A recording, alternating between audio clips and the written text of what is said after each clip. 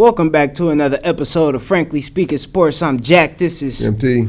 And we got a lot to get into today, covering football for this past week. And it's a lot to unpack. If you can tell, I have a little bit of disdain in my voice. I'm not ready to talk about some of this shit, but we're going to get into it anyway, man. But first things first, how you doing today? I am fantastic. It's a beautiful thing, man. I'm on the right side of the grass, so that's always a good start. That's always on the green side. First things first, how did we do with the picks for last week? Yee! Oh, damn. I don't like that response. Y'all did good. Really? Let me get the mic going. Hold on. We had a solid week. We had a solid week. You said we. That means all three of us? All three of us. Okay. With you both having 10-6. Holy crap. We still tied, man. And I went 11-5. What? This nigga secretly trying to With beat us. the game breaking being the Eagles at Chiefs. I picked the Eagles over the Chiefs. I don't believe in the Eagles. I mean in the Chiefs. I don't believe in the Chiefs either, but I thought the Eagles were going to lay an egg, though. But the Chiefs, the league has caught up with them already. The gig is up. It's still early. I'm gonna just say that. It is still relatively early, and like my Bears, the Chiefs has played two of the better teams in the league through the first two. So that's not really an accurate indicator. I wouldn't necessarily say so, because you still expect the Chiefs to, win those games more than you would for the Bears. But speaking of my Chicago Bears. Before we get there, Oh yeah, y'all are tied at 19-13. Gotta get the picks out. 19-13. Okay. And I'm at 21-11. Okay. So it's 2 games. Okay. 2 games. Still a very, very, very close season. Yeah. I remember It's still early. I remember the Greatest Show on Turf. You remember those? Those St. Louis Rams? Yeah, of course. And they were just running roughshod all over the league until the league figured it out. And when the league figured it out, they couldn't adjust, and they just tore the whole team apart and moved to LA. I mean, the bottom line is defenses are always a step behind offense for just that one season. And once everybody, that's what they're doing. Well, normally early in the season, the defenses are ahead of what offenses are. When They're still vanilla. trying to get going, and it's not even so much that it's vanilla. It has to mesh. It takes a little time. Whereas defense is see ball, get ball. You know what I mean? So, but speaking of defenses, our defenses looked ass through the first couple weeks. A 50 ball, man. A 50 ball is nuts, bro. Putting up high school basketball scores on y'all. That looked like some JV football team we were demonstrating out on the field. I'm not too pleased. After Jalen Johnson went down, I mean, it was already kind of rough ahead of that, but Tyreek Stevenson was getting cooked the whole first quarter and a half, and then Jalen Johnson went down, and it was bad from that point on. Like it was almost like the Lions knew the corners couldn't cover. They didn't have the speed. They didn't have, and what pisses me off is the defensive scheme that we're supposed to be running this year. We're supposed to be a press man, really aggressive bump and run coming off the line, and we converted to a soft zone really early. Like I can sit there and see this shit on the TV, and if I could see that, sitting at home on the couch, Jared Goff was, once he kind of realized, like, okay, well, y'all not gonna make adjustments. He just fucking picked it up. I mean, the shit looked like Madden, where it's like the players couldn't go outside of that bubble. And then, the receiver just keeps going, and as the play develops, you're going to find that zone, that soft zone, and they just fucking picked them apart, man. The internet grumblings I've been hearing and been reading are that Ben Johnson and Caleb Wilson are not very much on the same page, and they're kind of grumbling about that. You be fucking names up, bro. It's Caleb Williams. Get it right. Yeah. I mean, shit, it's still early. There's it's gonna be growing pains. It's gonna take time to develop.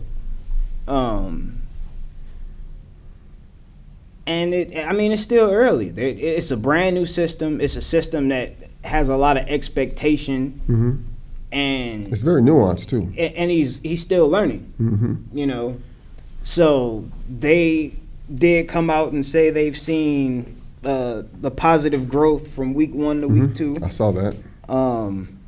In which I believe that there hasn't been, out of all the problems that I saw pop up Sunday, I would say Caleb wouldn't be at the top of the list of problems that we had. That was defense. Like, yeah. I mean, all the way. Like, they didn't give a shit. Because you can score 21 points in a game in the league and win a lot of games. I mean, and they held on for a while, and then, you know, obviously the penalties are fucking drive killers.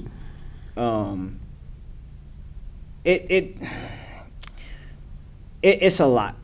You know, I place a lot of the blame on the general manager as well, Ryan Poles, because you're the person that assembled this team, and for some odd reason, we're not getting any production out of our early draft picks. Like, we got 3, either 2 or 3 second round picks. We took Colston Loveland. Well, actually, both our first and second round picks aren't really, you know, being utilized right now. We took Colston Loveland, first round, 10th pick, tight end. He's not getting any, you know, time on the field. We didn't throw to the tight ends last year, which I'm like, you know, let's just wait. Ben Johnson likes to utilize 12 personnel and throw on the tight end, so it's a new system. Like, give it time, but we already had a decent tight end. And I kind of felt like the pick could have been better utilized on, you know, an impact player that could have helped. Now, we still need a left tackle. You know, there were multiple left tackles that were available at that time. We got the Ozzie Trapillo kid from Boston College, but he was predominantly a right tackle, and now he's the backup right tackle. They tried to kind of force it, didn't work, which...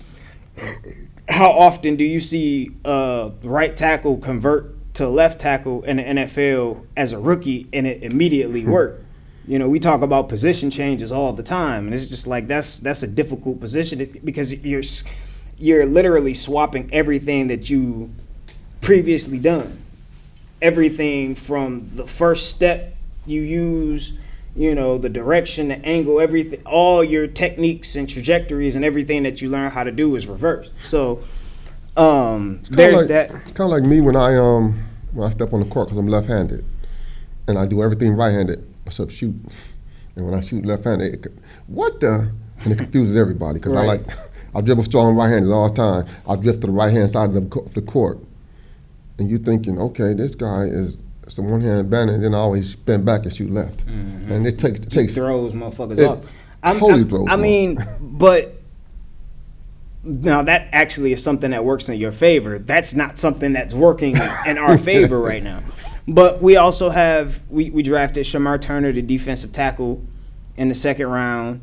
He's been a healthy scratch. Last year we drafted fucking Karan Amagaji, the left tackle out of fucking Yale, which how many Ivy League offensive linemen do you know? That's a conversation for another day. But anyway, so dude's been a healthy scratch. It's like, so this is why I place a lot of the blame on Ryan Poles, because it's like we're drafting traits over production, and at some point you either have to admit that shit ain't working or and pivot, or it's nothing wrong with admitting like I fucked up. Then there's like the Zach Pickens pick, the defensive tackle taken in the third. Like we're missing too many picks in the early rounds. He's almost never getting the middle round picks correct, and then hell, late round picks are just practice squad players. See, he sounds to me like he's been inflicted with the same thing that Joe Dumars had with the Pistons. Joe Dumars wasted a lot of picks with the Pistons, misjudging character. just misjudging people adjusting from one level to the next. Because they were like world beaters in college and getting to the pros and they're absolute bums. When does execution come into play? And thank you. Like, as far as just like, because yes, at the end of the day, we could talk about the GM and this, and that, but there were key moments where y'all could have keyed in, and it just comes into slowing down and playing football. Like, if that makes sense. So I'm gonna back you up just a little bit. Pause. So the execution part coming into play, and this is where I talk about drafting traits over production, because the people that are getting drafted weren't productive coming out of college. So you're drafting solely off of Hype, in the essence. in a sense. And it's like, well, if the production was never there and then they don't produce once they get to the league, it's like, well, shit, they kind of showed you what they were. You know, I mean, like, even we went out and signed the defensive end from Indiana who's had like 8 sacks over the last 2 seasons. And it's like, well, the guy is like 6'7" and 300 pounds. And it's like, he has the traits to be like that Dwight Freeney, Cam Jordan style defensive end. But the motherfucker ain't been it yet. So it's like, well, when does that start to develop? Can you get something out of him that maybe others haven't?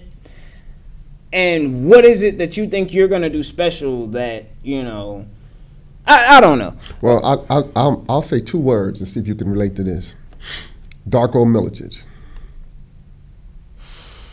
You remember him? Who wouldn't? That's old enough to have been watching basketball in the early 2000s. But I'm saying, we were like, who? What? That was my Mitch Trubisky. Like, no bullshit. That was my Mitch Trubisky. It was like, you know. I'm like, you got Darko instead of getting Carmelo? See, because my whole thing, I didn't know a whole lot of college players coming into the league, like, during that period of time. Mm-hmm. So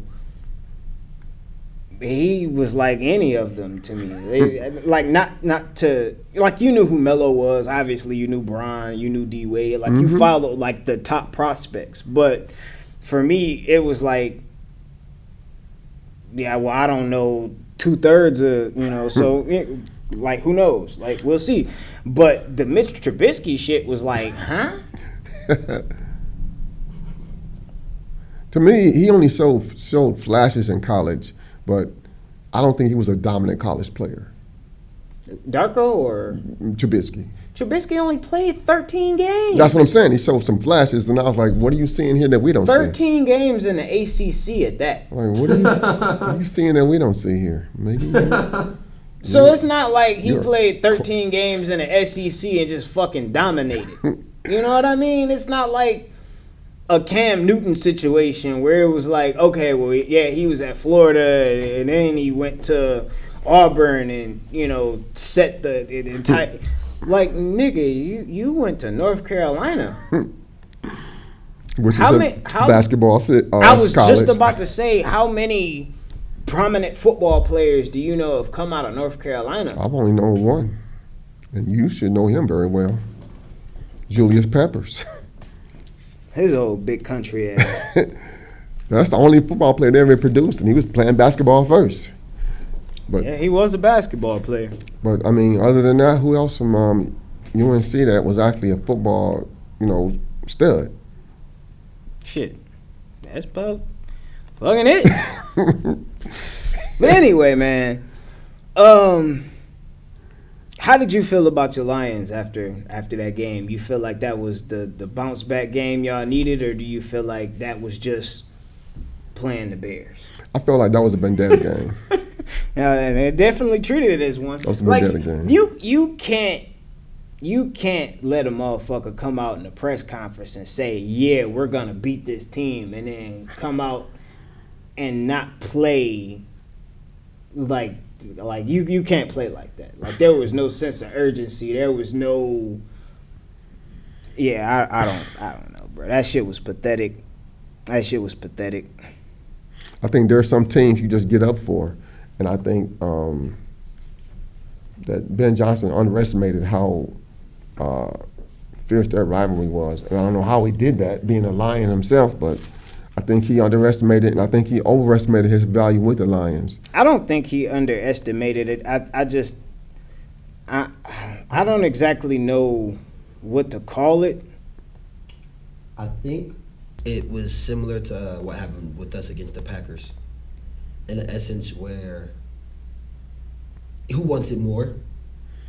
And essentially, when you're at home, we're going against Ben Johnson, this, and that, like all those factors. In the same way, the Packers were like, we're at home, season opener. We haven't lost a season opener since 1854. Like, you know what I mean? Like every little factor is just like, 1854 is crazy. like, you know, just who wants it more? In this moment, who wants it more? And I think, and last week we didn't show that, and this week it was like, all right, not only do we have to show we're still a good team, but we have to show we're still a good team without that nigga who's on the other side going against us this week. Oh, man. So it's just who wants it more?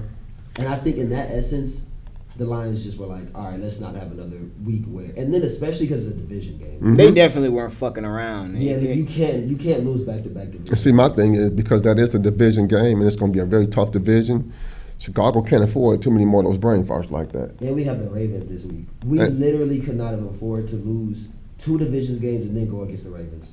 That would have been hell. Hell no. We got, and see, this is what I talked about when we were here last week. Like, when you look at those games that you see on the schedule and it's like, oh, that should be a win, and you start fucking up, like, eventually other teams are going to start looking at that schedule like, oh, we got the Bears. That's a win. We can win that game. Like, yeah, we're that already. Is it too early to start doing mock drafts? God damn, man. So with Joe Burrow's gone from the Bengals with his turf toe, Which is crazy. That's like catching gangrene. I've never seen a quarterback with turf toe. Then when you watch the tackle, it's like, you know what I mean? But, you know. I've seen running backs and I've seen receivers, but never a quarterback with turf toe. Bro, that's like going out with the mumps or the measles or some shit like that. Nigga, I caught the plague. I can't play this week. Like, what? I've never seen a quarterback with I'm going to turf go toe. back to you. Is it 1854? Like, what the fuck is going on here? I've never seen that, a quarterback with turf toe. I don't know. Question before we move on to the Bengals. How do you feel so far about like Ben Johnson, his coaching, you know, and everything, the culture? Like, I don't think Ben is the problem. I like Ben Johnson. I think there are some issues with the roster. Obviously, you can't get everything fixed in one off season. I think there were some missteps. I think fucking Dennis Allen. I don't think our problem is Ben Johnson. I think Dennis Allen needs to get his shit together and pull his weight. I think there needs to be more of a balance with the play calling as far as us and utilizing our running backs. I think fucking DeAndre Swift has terrible vision. Like, that is his problem. Like, obviously he's not like the best pass pro running back, but you at least gotta see the hole well enough to be able to hit the. It's like, bro, there will be a hole big enough to park my fucking truck in, and he'll be sitting there trying to do the Le'Veon Bell when the hole is right there, and then he'll try to go to hit the hole, and it's like, yeah, bro, you waited too late. It's a lot of negative yards with him just simply because he takes too long to see shit. His vision is terrible. Bro, like, and he's my running back, obviously, because, you know, I'm a Madden guy. And I'm playing with the current roster. And in the Superstar, you don't get to control, like, the entire team. So you hand the ball off, and he does the same shit on the game. Like, he won't bounce the ball outside when, you know, it's space on the outside. He makes cuts in inopportune times. He goes to where the line is clogged. The nigga just sucks. It's Do you just- think he's lost a step or two and doesn't realize it? Your first viewer has joined. Well, obviously, running backs lose steps relatively quick. You don't really get a chance to see his speed because the motherfucker can't get to the open field. Like when he's in open field, he's still athletic. We still see him hurdling motherfuckers, and when he can get the one-on-ones, he got the juke and the athleticism. It's just that he. Well, see, I see him on the same curve that Ray Rice had. When Ray Rice he had way better vision. Well, I mean, when he came back from the and- suspension and everything, he was a shell of himself. He just never recovered. Well, Ray Rice had an interesting hiatus from football that DeAndre Swift didn't. Yeah, I know. So, he had time off from football. DeAndre Swift been here every motherfucking day consecutively. That means one day after the motherfucking other. So, it's his vision, man. And then we got Kyle Monangai we're not using. For some odd reason, they didn't go get another running back from the market. We're not our defense isn't getting pressure. We just lost Jalen Johnson for the season, so that's a fucking blow. We didn't bring another cornerback in or sign anybody, so it's is it too early to start doing mock drafts? Because I mean, like I'm not really ready to punt on the season to the extent where it's just like. Nah, yeah, you might as well. It's always next year. Because, I mean, at this point, it's like the playoffs is a stretch. It's going to be a long shot, and clearly we're not seeing the moves that support a team trying to fight for, the playoffs. So we've normally been a team that has been active at the trade deadline. But shit, you gotta win some games before the trade deadline to be in a position if we don't win, I mean, because there are no gimmies. Like we got Dallas and the Raiders. The Raiders are probably the easier gimme before the bye week, but there are no guarantees. Personally, I hate early season bye weeks, though. You ain't the only one. Like week 5 just makes no sense. Yes. Week 5 just makes no sense. They cursed you this year. Like I mean, you're probably not tired yet. You're not really injured per se. we are injured, But I'm saying, but it's not as bad as it's gonna get. You know what I mean? personally, I like a bye about week 12. That's my ideal time to get a bye. Yeah, I like around the same time. Well, that earlier that would have been a later bye, but now with it being 17 games, that's kind of middle. But you still got 5 games, so it's still on the back half of the season. I like that. It's a good time to get healed up, to reassess your situation.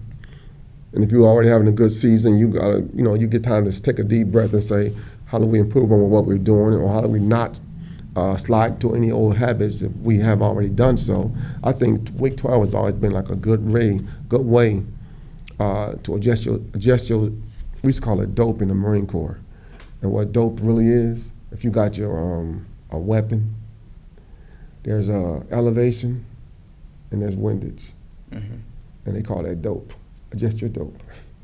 And you can do that really easily when you're about the 12th season, because you already see who is, and you see tendencies, and you see potential either realized, or you can scrap this person here and go another direction, still got time to recover a little bit. Because personally, I think what the Bears need is a new culture. They don't have. We're trying to establish the new culture. It's just you have to have the personnel that matches. And in order to establish that, you have to have people that buy in. That's what I mean. Because see, I look at Dan Campbell, and he came in establishing grit, establishing toughness. Even when they weren't winning, they weren't just getting their butts whooped all over the field. They were just making bonehead plays at the most inopportune times and just pissing games away. But they had a culture that said, okay, if we fix that, we'll be okay. Okay, if we fix that, we can still compete. And I don't think that Chicago has had that culture in a long time, where you can just tweak a few things and then and still say, well, we're winners. That's something they haven't had in a long time. Well, you got to win something to consider yourself a winner, or to be considered or Come get the on, respect bro. of We went a winner. 0-16.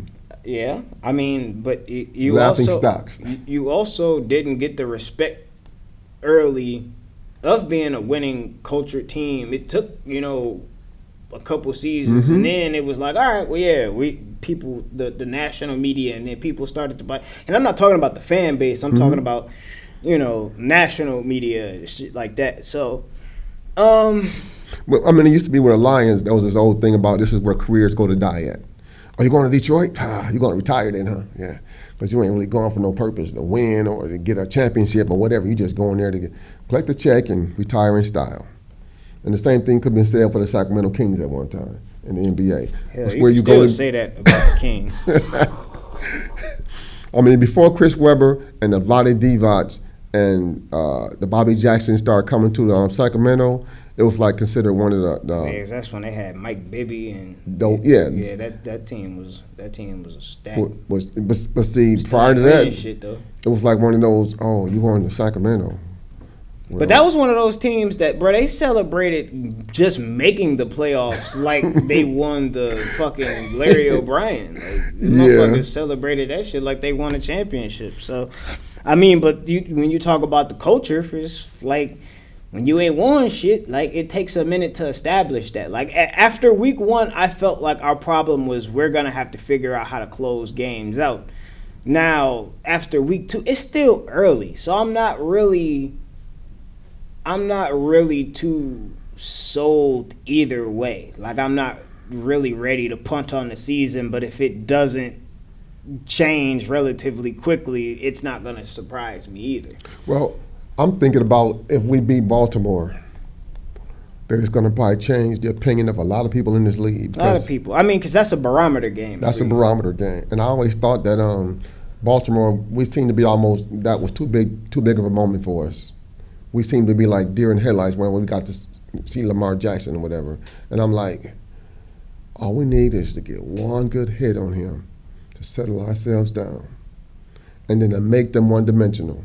Because Lamar's like, I'm not going to run on them no more. So I'm either going to dink and dunk or we're going to go with my guy back here in the backfield there. And he has shown the tendency to fumble at the most inopportune times. So I'm just saying, Derrick Henry, he's been in the league, 11 years now, 12 years? I think this is year 10 or 11, if I'm not mistaken. I think it's like 11. So I'm saying that's a long tooth for a running back. A lot of miles on that chassis. A lot of miles. Bro, he still don't have the miles. He still don't have the yards that he got in high school. Like literally in the pros, after being in the league for going on year 11 or some shit like that, he still has more high school rushing yards. That's crazy. I just think like there are different breeds of motherfuckers. He is a different breed of motherfucker. Like I'm gonna just keep it a buck with you. It's like sometimes the normal rules don't apply and there are exceptions. That nigga is one of them. That's what I say about LeBron James. His longevity has been awe-inspiring. Not a LeBron fame, but I recognize game when I see game, though. I mean, I'm like 22 years in the league. Dude, really? I mean, I recognize you have a ridiculous off-season regimen, but I say it to you almost every episode. All the time is undefeated. Eventually, I rope-a-dope you doing, and he gonna get a good punch in, and you're gonna realize, oh shit, I'm 40 years old. 40 years old. There are some guys here who were just toddlers when I came into the league. Some niggas wasn't even born. But yeah, that's why he's different. Not only that, he's hooping and not boxing. Yeah. But yeah, nah, man. So who did you didn't get a chance to watch the football game last night? I or- didn't. Yeah, good old fucking Tua. That nigga he's gonna do some Tua shit. Like you say, in the most inopportune times. Because it was a pretty close game up until that point. Because really, it was Miami's defense that really couldn't do shit with Josh Allen. Like, that motherfucker was just doing shit that it was just like some Madden shit. Like, you seen that flick in the end zone? Like, nigga, it's 6 of y'all standing right here. Ain't nobody see that shit? There ain't nobody see that shit. I still Okay. believe there's an edict out from the league not to hit him too hard, though, because when he runs, I'm like, man, they just wrestle him to the ground. Man, put a hit on that dude one good time, and you'll cure all that running happy feet he always gets. 'Cause, He's I mean, also 6'6" and 240 pounds. so was Derrick Henry. I seen him take some pretty good pops, too. But that goes with being a quarterback, man. Like, you can't hit a quarterback now. So if they go and arm tackle the guy, and he's, again, 6'6", 200-something pounds, lowering his shoulder, I'm half-ass tackling you because I can't hit you. You're gonna get fined, get- suspended. I've seen Caleb take a couple nice hits. It's Caleb, though. He's it's not different. Josh Allen. It's different, and it sucks to say, but Chicago quarterbacks don't get the calls that superstar quarterbacks get. Because Justin Fields took some licks, too. Yeah, He took some licks, and I'm thinking to myself, that nigga getting concussed now, and it's bro. It's still Chicago Bear fans talking about some, why did we give up on Justin? Did you not just see what the fuck he just did? That nigga had one passing yard. One passing yard. The whole game. so he had to have been, what? He got hurt. He got a concussion Oh, and got okay. knocked out the game. He had one passing yard. And it's not like he had one throw. It's not like the Aaron Rodgers situation where he got hurt on the 4th play of the game. The nigga played, it was like the 3rd quarter when he got knocked out of the game. The So nigga what- had one passing yard. Was he doing a bunch of screen passing or something? Because, I mean, how do you get 1 yard? It was a lot of incomplete passes. Ah. It was a lot of the line not blocking. So I just think, just like, so for the Chicago Bear fans that's bitching about why we gave up on Justin Fields, the nigga can't throw the football. I The really, nigga can't throw. You got to be able to see over the fucking middle of the field. I'm just saying. I've just never really understood a few things. I never understood why a pro hooper can't shoot free throws. I never understood why a pro quarterback can't throw. I'm saying that is the chief part of your job. And to me, a free throw is the easiest aspect of the game. Because most motherfuckers don't practice. There's got to be something, and I don't understand why, as a quarterback, I don't see exponential improvement over the years. I'm like, dude, don't you have any kind of training on the off season? We know what your weakness is. Yeah, they working on shooting on Call of Duty. They not working in the everybody doesn't have that extra gear that they go to. Like, especially with like NBA offseason being so short, like they look at the shit like it's my time. So this is the time that I like to utilize to do you get like 2.5 months. Because then you get a preseason, and some niggas got to do summer league, and I do understand like that. so. Yeah, you get guys, especially it's bad if you're like big as fuck, and then kind of naturally talented, like because you get a motherfucker like Anthony Davis. Anthony Davis say the day his season is done, he don't touch a basketball until his training camp. So it's like. But when you've been the tallest motherfucker on the court 2/3 of your life, you started off as a 6'2" guard and then woke up one day and you were 6'11", and it's like, oh shit, you know what I mean? So you already had like the natural talent, then you got this amazing growth spurt, and it's like, okay, well, Viewer has joined. But I mean, I always thought at some point, the love of your profession, the love of the game should kick in sometime. Because I ain't saying you got to go out and run freaking scrimmages every day. Just go out and toss the pitch. But that's what I was saying. That not everybody is like the workout warrior, because you have like the two types. You got like the gym rat, who's like the Kevin Durant, who's every day working on his craft, working on the shooting. Barbershop. Nigga, as rich as he is, he can have his barber come line him up while he's on the free throw line sitting in a chair, nigga. But then you got like the guys that are like LeBron, who literally work on their body. Like they work on their body, they work on the physical aspect of it. And then you got the guys who are like what Mike Tyson says, it's hard to train when you waking up in satin sheets. Like once you grow up and you get that money and you start getting them game checks, that's $1 million a week and shit like that. Just motherfuckers don't want to. They don't have that Kobe mentality where I'm gonna wake up at 3 o'clock in the morning because this is what got me here. It's the love of it. Some people only wanted to get to the league for the fame. Some niggas wanted to just fuck on bitches. I'd have achieved that. I've achieved all my goals and got to my dream. I never said I wanted to go to the Hall of Fame. And if I get there, bitch, I'm gonna be mellow.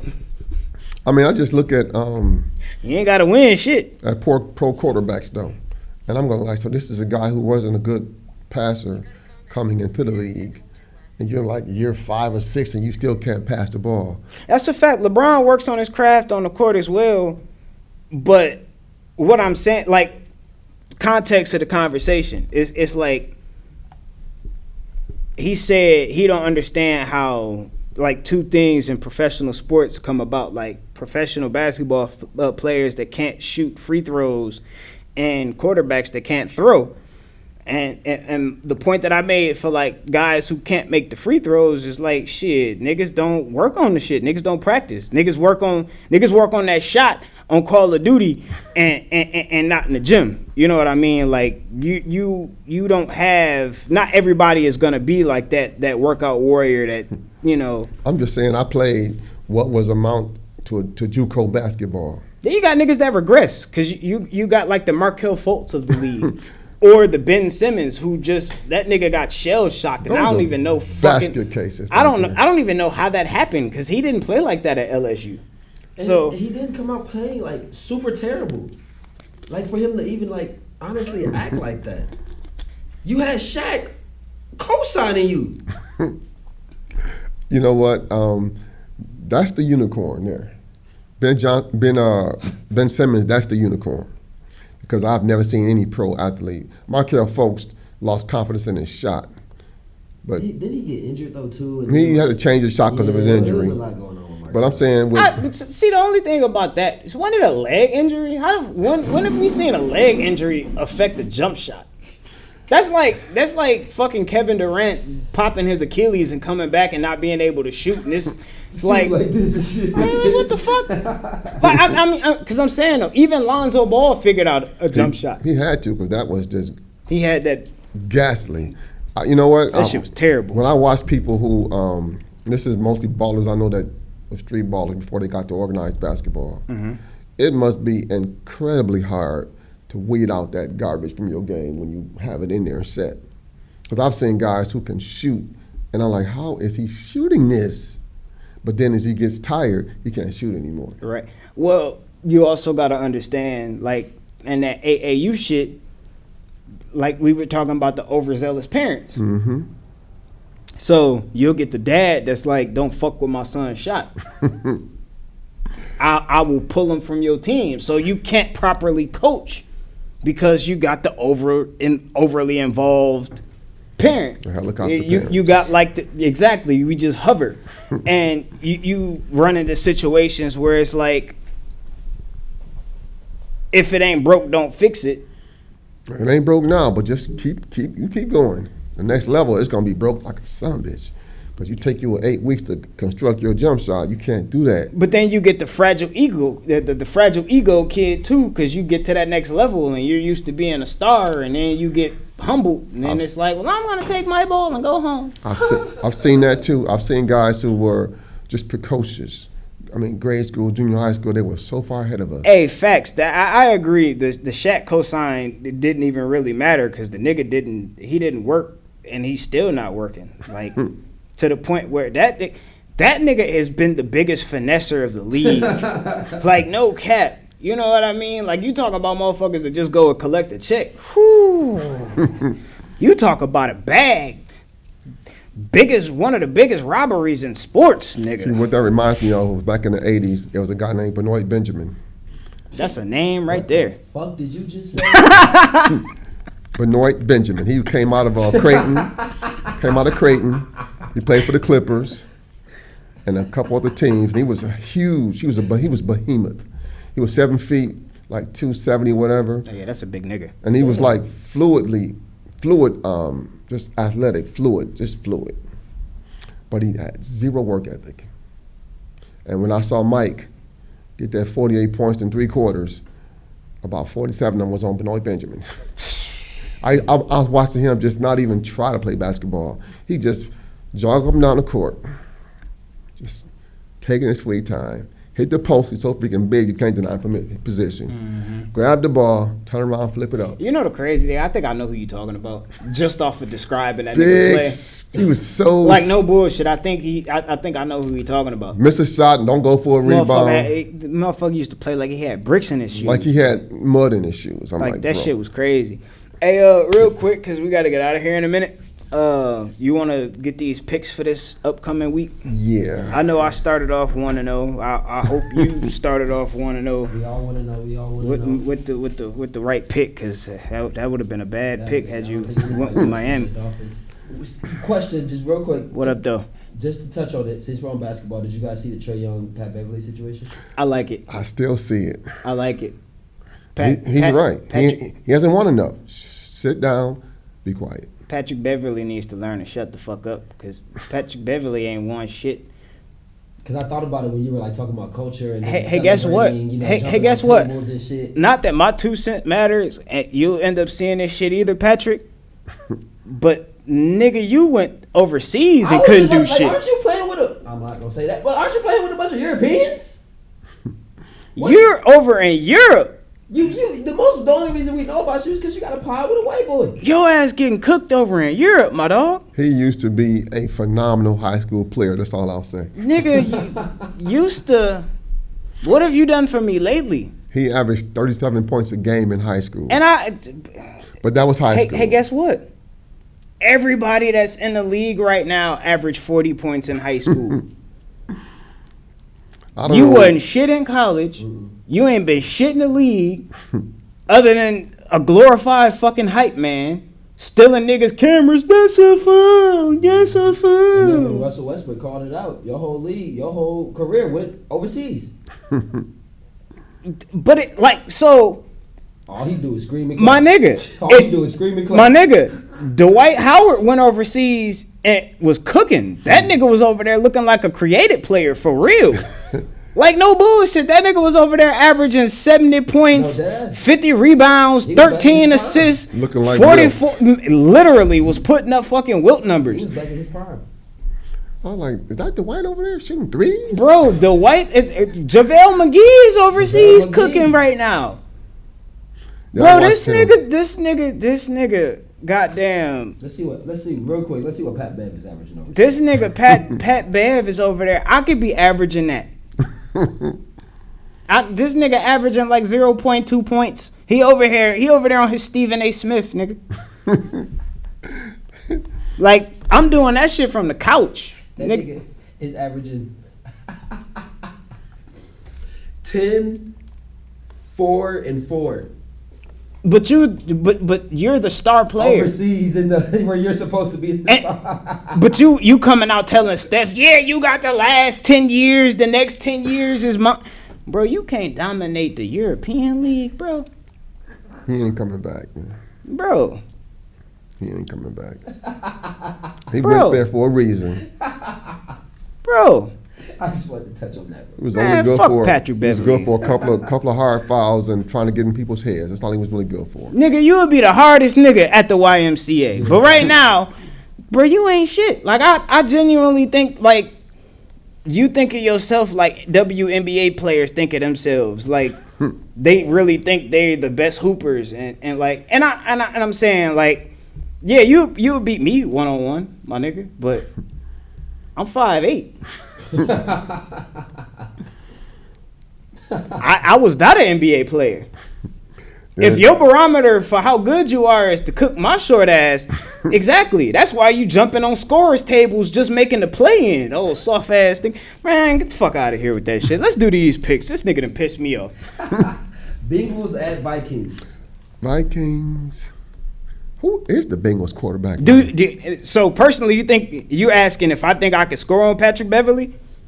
In a one-on, no, it's a comment. In a one-on-one game, 1 out of 5 tries, I'll score once. I'm gonna be realistic. I probably couldn't score on the nigga because the nigga is immaculate on defense. But tries? again, if we just playing like a regular one-on-one game, like it ain't no tries, like it's like you going one-on-one. The nigga is a dog on defense. So I'm gonna give credit where it's due. I'm not saying I'm better than you, my nigga. But if your barometer is I can beat the average nigga at the YMCA, bro, this is why your ass is getting cooked in the European League, soft ass nigga. I'm talking about the NBA in the European League. Like, bro, come on, man. And then you gonna make it seem like the only reason you playing in Europe is because you wanted to be the featured part of a team instead of being a role player. You got blackballed. Well, Russell Westbrook. No, nigga, you didn't get blackballed. You blackballed yourself, bitch. Like, fuck out of here. I'm saying if you want to be a featured player on a team, step your game up.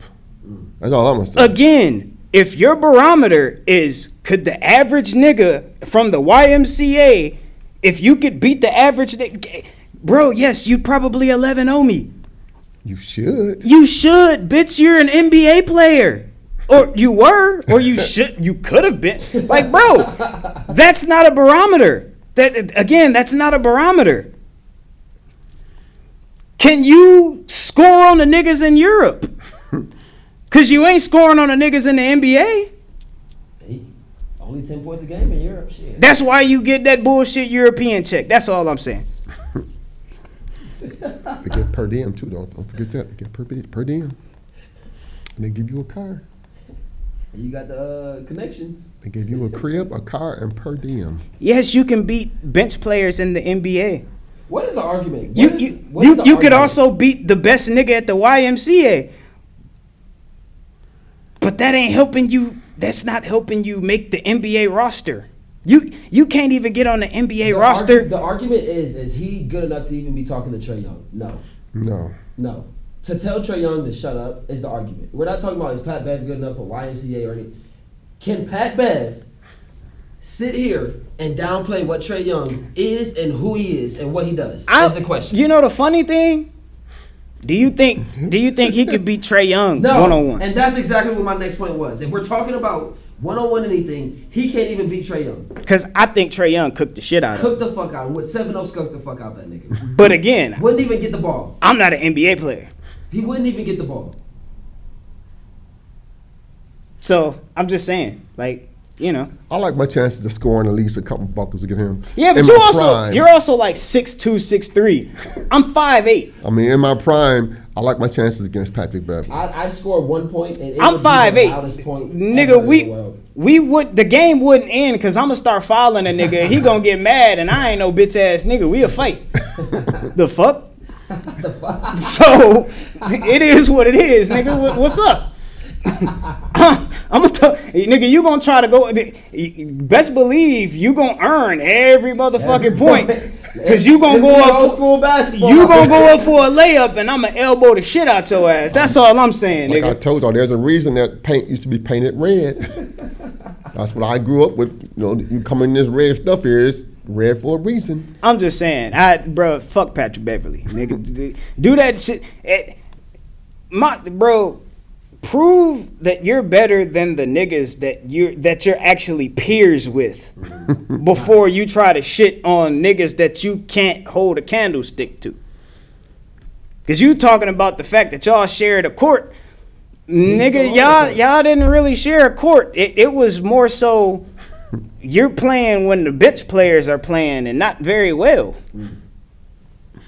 That's why you're not in the league no more. On top of you got a fucked up ass attitude That I mean, because people who aren't really super productive can still stay in the league if they're good locker room characters and locker room guys. Look at Udonis I was Haslem. about This to- nigga had a 22-year motherfucking career, averaging 0.7 points a game. They Nigga. gave that nigga a rocking chair made game.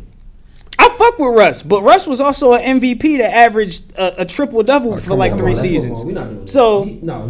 This nigga just brought up Russ. Fuck no. No. I mean, I fucked with Russ. I didn't like Russ when he was a Laker, but you know that's a conversation for another day. Compare Russ to Patrick Beverly. But that's why I said 2 different careers. That's two, even with It's Russ on his it's downfall, 2 different careers. Russ is still, even on his downfall, he's still shitting on Patrick Bev. 2 completely different careers. So Let's get anyway, to these picks. yeah, they rage baiting us. let's do the They picks. Yeah, rage baiting because us. Russell was debatable Hall of Fame material. Still is. That's what I'm saying. Debatable Hall of Fame material. I mean, bro, if Melo's a Hall of Famer, gotta Russ got to be in a Hall of You Fame. gotta give it to Russ. Like Russ got to be in a Hall of Fame. But Respectable. Okay, Bengals Vikings. I got Vikings. I think McCarthy figures it out. ain't he hurt? Let me see. I think he was. I don't think McCarthy is playing. Really. Wow. Let's see. Yeah, I don't know. Oh yeah, Carson Wentz. It looks like he's on notice. It says he's on notice. Carson Wentz, I can. Who's the matchup again? Bengals at Vikings. I just had an ill. Carson Wentz is serviceable, though. Crazy. I'm gonna go the battle with the backups. I'm gonna go Bengals. I'm gonna go Cincinnati. I think they could sneak one out there. I don't know. That the Vikings got a nice defense too. I don't know. We gonna see. It's the matter of who do you trust more, Chase or Jefferson? Jefferson, I think. For the backup quarterback? Yeah. Yeah, Jefferson. Steelers at Patriots. Wow, they can't afford another loss right now. I gotta go Steelers. I'm gonna go Patriots. Aaron is like, he's got to figure this shit out, man. The Steelers defense hasn't looked They haven't good. looked like they Yeah. usually do. I'm going with Patriots on that one too. Colts at Titans. Wow. I'm gonna go Colts. Indiana Jones kind of looked like he been cooking I'm recently. telling you, bro. I'm telling you, I was asleep last week. Well, I got to be devil's advocate and go Titans then.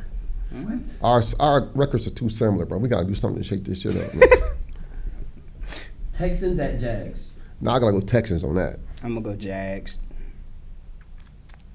Okay. Falcons at Panthers.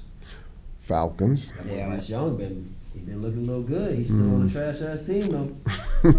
I mean, they borderline trying to build around him. Penix is figuring it out already, though, so I'm going to go Falcons. Yeah, I'm gonna go Atlanta on that one too, though. Penix has one more fucking week. If he holds me this week in fantasy, he's gone.